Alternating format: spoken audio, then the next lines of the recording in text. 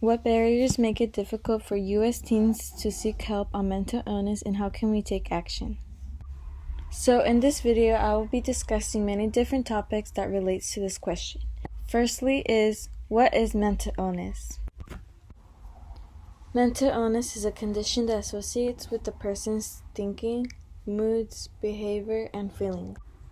This can negatively affect the person's day-to-day living, and some mental illnesses include depression, bipolar disorder, substance abuse, eating disorders, mood disorders, and etc. Now, what causes mental illnesses among teens? Well, according to Mental Health America, variety of risk factors are more likely to develop a mental illness to young adolescents, and that includes genetics or family history, environment, drugs and alcohol, stressful life situations, unhealthy habits, negative thoughts. And of course, there are many others that can result to a mental illness. I wanted to solve problems on my own. I thought help seeking was a sign of weakness. I thought treatment could only make things worse. I could not afford treatment.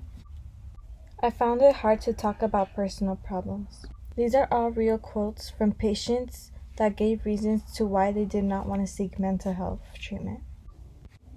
This is from a study that investigated whether stigma was related to other treatment-seeking barriers, internalized or perceived. They concluded that internalized stigma is strongly linked to greater perception of barriers to mental health care. Not only that, but there are other common barriers like the lack of awareness of mental health services, scarcity of financial support, and lack of geographical accessibility. Although overall, I highly suggest you check out the article for more information about how stigma relates with other barriers, because it really goes in depth with this.